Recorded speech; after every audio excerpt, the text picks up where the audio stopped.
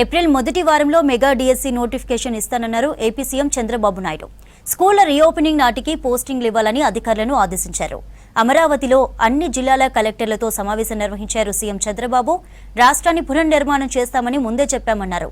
ప్రజలు సంతోషంగా ఉండాలంటే సంక్షేమ కార్యక్రమాలు తప్పవన్నారు. వాటిని అమలు చేయాలంటే ఆదాయం కావాలన్నారు బాబు.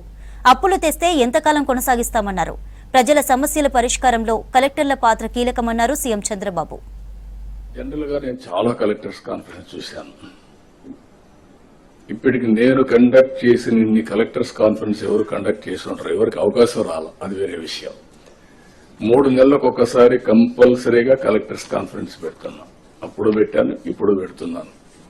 దానికి కారణం అందరం కలిసి ఒకసారి డిస్కస్ చేసుకున్న తర్వాత ఎన్ని వీడియో కాన్ఫరెన్స్లు పెట్టినా, ఆన్లైన్ మీటింగ్లు పెట్టినా ఫేస్ వచ్చినప్పుడు వచ్చే ఇంపాక్ట్ మామూలుగా రాదు, ఆన్లైన్లో రాదు.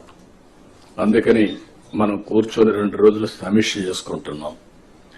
ఇక్కడ కూర్చున్నప్పుడు లాస్ట్ 3 కాన్ఫరెన్స్ అయిన తర్వాత నాకు కూడా కొన్ని ఆలోచనలు వస్తే ఏదో రాత్రి 11, 12 వరకు స్లాగ్ గోయింగ్ ఆన్ డిస్కషన్, మీరేదో చెప్తా ఉండడం, మీరు నన్ను ఇంప్రెస్ చేయాలని మీ ప్రయత్నం, లేకపోతే నేను కూడా మిమ్మల్ని డిస్ప్లే చేయకూడదు నా ఆలోచన.